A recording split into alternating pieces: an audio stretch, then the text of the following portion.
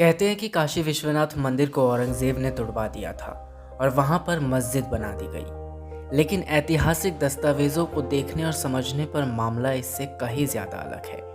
कुछ इतिहासकारों का मानना है कि ज्ञानव्यापी मस्जिद को 14वीं सदी में जौनपुर के शर्की सुल्तान ने बनाया था और इसके लिए उन्होंने यहाँ पहले से मौजूद विश्वनाथ मंदिर को तुड़वाया था। लेकिन इस मान्यता को तथ्य मानने से कई इतिहासकार मना करते हैं। जहाँ तक विश्वनाथ मंदिर के निर्माण का सवाल है, इसका श्रेय अकबर के नवरत्न में से एक राजा डोडरमल को दिया जाता है, जिन्होंने साल 1585 में अकबर के आदेश पर दक्षिण भारत के विद्वान नारायण भट्ट की मदद के साथ इसका निर्माण करवाया था। वाराणसी स्थित काशी विद्यापीठ में इतिहास विभाग के प्रोफेसर रह चुके डॉक्टर राजीव द्विवेदी कहते हैं, विश्वनाथ मंदिर का निर्माण राजा डोडरमल ने करवाया। इसके ऐतिहासिक प्रमाण हैं और डोडरमल ने इस तरह के कई और निर्माण भी करवाए। एक बात और, यह काम उन्होंने अकबर के आदेश से करवाया, इस बात का ऐतिहासिक रूप से पुख्ता सबूत नहीं मिलता। प्रोफेसर राजीव द्विवेदी कहते हैं कि विश्वनाथ मंदिर का पौराणिक महत्व तो बहुत पहले से ही है, लेकिन बहुत विशाल मंदिर यहाँ पर बना होगा, इसका ऐतिहासिक प्रमाण नहीं मिलता। यहाँ तक कि डोडरमल का बनवाया गया मंदिर बहुत विशाल होगा, इस बात से भी कोई सबूत नहीं मिलता। दूसरी ओर इस बात का ऐतिहासिक तौर पर भी माना जाता है कि ज्ञानव्यापी मस्जिद का निर्माण मंदिर टूटने के बाद ही हुआ था। मंदिर तोड़ने का आदेश औरंगजेब ने दिया था, जिसके बाद ज्ञानव्यापी मस्जिद की देखरेख करने वाली संस्था अंजुम इंतजामिया मसाजिद के संयुक्त सचिव सैयद मोहम्मद यासीन कहते हैं कि आमतौर पर यही माना जाता है कि मस्जिद और मंदिर दोनों ही अकबर ने बनवाए थे साल 1585 के आसपास, नए मजहब दीन इलाही के तहत। लेकिन इसका दस्तावेजी रूप से कोई सबूत आज तक मौजूद नहीं है। इसी बारे में सैयद मोहम्मद यासीन कहते हैं कि ज़्यादातर लोग यही मानते हैं कि मस्जिद अकबर के ज़माने में बनी थी। औरंगजेब ने मंदिर को तोड़वा दिया था क्योंकि वे दीन इलाही को नकार रहे थे। काशी विश्वनाथ मंदिर के मामले में दावे का समर्थन करने वाले विजय शंकर रस्तोगी कहते हैं कि औरंगजेब ने अपने शासनकाल के दौरान काशी विश्वनाथ मंदिर को तोड़ने का फरमान तो जारी किया था, लेकिन उन्होंने मस्जिद बनाने का फरमान दिया, इस बात का कोई आज तक पुख्ता सबूत नहीं मिलता है। मस्जिद बनाए जाने के ऐतिहासिक साक्ष्य बहुत स्पष्ट नहीं हैं, लेकिन इतिहासकार प्रोफेसर राजीव द्विवेदी कहते हैं कि मंदिर टूटने के बाद यदि मस्जिद बनी है तो इसमें आश्चर्य की कोई बात नहीं है, क्योंकि ऐसा उस समय के दौरान कई बार हुआ। प्रोफेसर राजीव द्विवेदी कहते हैं कि औरंगजेब की उपस्थिति में तो नहीं हुआ है, आदेश भले दिया गया हो, लेकिन मस्जिद का निर्माण औरंगजेब के समय में बिल्कुल नहीं हुआ था। यानी मस्जिद अकबर के ज़माने में दीन इलाही के दर्शन के तहत बनाई गई थी। वाराणसी में ज्ञानवापी मस्जिद के निर्माण और विश्वनाथ मंदिर को तोड़ने संबंधित औरंगजेब के आदेश को लेकर कई तरह की धारणाएं हैं, लेकिन ऐतिहासिक दस्तावेज ये बातें प्रमाणित नहीं करती हैं। इतिहासकार एलपी शर्मा अपनी पुस्तक मध्यकालीन भारत के पृष्ठ संख्या 232 पर लिखते हैं, साल 1669 में सभी सूबेदारों और मुसाहिबों को हिंदू मंदिरों और पाठशालाओं को तोड़ने देने की आज्ञा दी गई। इसके लिए एक पृथक विभाग भी खोला गया।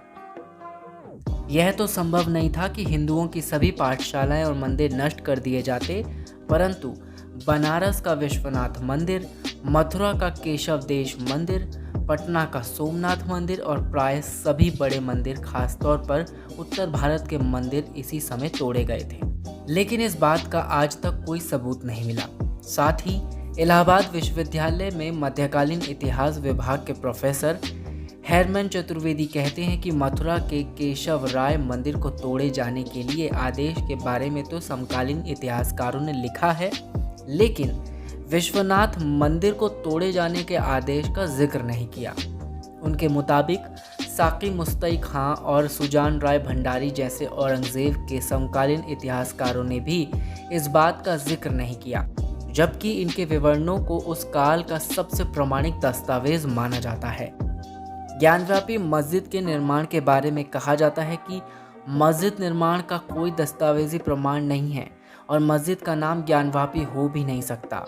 ऐसा लगता है कि किसी ज्ञानवापी कोई ज्ञान की पाठशाला रही होगी। पाठशाला के साथ मंदिर भी रहा होगा, जो प्राचीन गुरुकुल परंपराओं में हमेशा हुआ करता था। उस मंदिर को तोड़कर मस्जिद बनी तो उसका नाम ज्ञानवापी पड़ गया, ऐसा माना जा सकता है।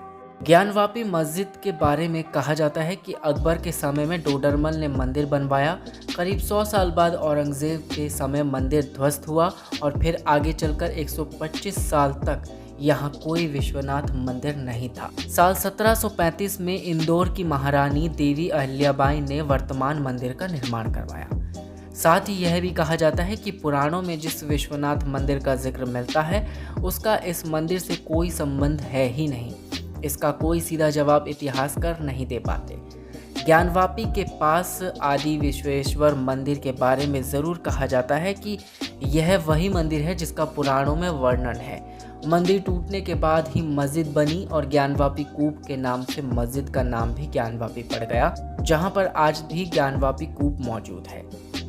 ज्ञानवापी मस्जिद का निर्माण कब हुआ, इस बारे में कहा जाता है कि दस्तावेजों में ज्ञानवापी मस्जिद का पहला जिक्र 1873 से 1884 में मिलता है, जब राजस्व दस्तावेजों में जामा मस्जिद ज्ञानवापी के तौर पर दर्ज किया गया।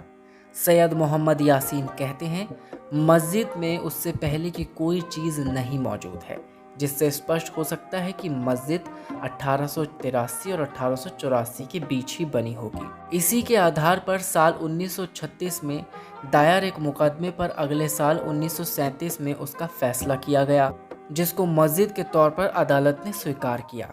अदालत ने माना था कि यह नीचे से लेकर ऊपर तक एक वाक़ प्रॉपर्टी है। बाद में हाई कोर्ट ने भी इस पर फैसला सही ठहराया। इस मस्जिद में 15 अगस्त 1947 से पहले ही नहीं बल्कि 1669 में जब यह मस्जिद बनी थी तभी से नमाज पढ़ी जा रही है। हालांकि मस्जिद के 1669 में बनने का ऐतिहासिक ऐतिहासिक प्रमाण आज तक नहीं मिला है जो कि सैयद मोहम्मद यासीन को सही ठहरा सके। इस बारे में दैनिक भास्कर की एक रिपोर्ट बताती है कि प्रोफेसर LS अल्तेकर समेत कई लोगों ने बयान दिया। इसमें यूनिवर्सिटी ऑफ लंदन के बनारसी मूल के इतिहासकार प्रोफेसर परमात्मा शरण ने 14 मई 1937 के अतिरिक्त सिविल ब्रिटिश सरकार की ओर से बतौर साक्ष्य बयान दिया। उन्होंने औरंगजेब के दरबार के ऐतिहासिक लेखक मुश्तेदी खां द्वारा लिखित माँ असीरे आलमगिरी पेश करते हुए बताया कि यहाँ पर 16वीं शताब्दी के अंतिम चरण तक एक मंदिर था। 1936 में पूरे ज्ञानवापी परिसर में नमाज पढ़ने के अधिकार को लेकर ब्रिटिश सरकार के खिलाफ जिला न्यायालय में मुकदमा दायर किया गया था। 7 गवाह दावेदारों की ओर से 15 गवाह ब्रिटिश सरकार की ओर से पेश हुए थे। 15 अगस्त 1937 को मस्जिद के अलावा अन्य ज्ञानवापी परिसर में नमाज पढ़ने के अधिकारों को नामंजूर कर दिया गया था।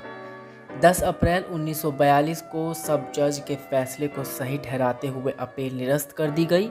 हाई कोर्ट ने भी इसका फैसला सुनाया।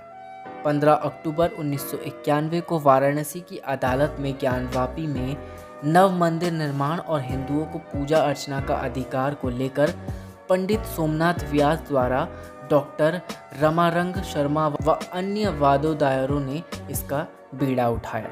1998 में हाईकोर्ट में अंजुमन इंतजामिया मसाजिद व सूफी सुन्नी वक्फ बोर्ड लखनऊ की ओर से 2 याचिकाएं दायर की गई थी।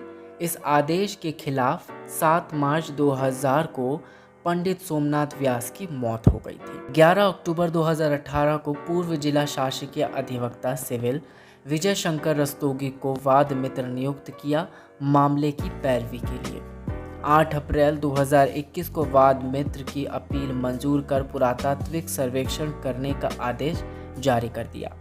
वहीं डॉक्टर अनंत सदाशिव अल्तेकर फाइल के अनुसार भारतीय साक्ष्य अधिनियम की धारा 57 यानी 13वें संशोधन के तहत सामान्य इतिहासकार की पुस्तकों एवं अन्य वर्णित ऐतिहासिक तथ्यों को साक्षी के तौर पर माना गया।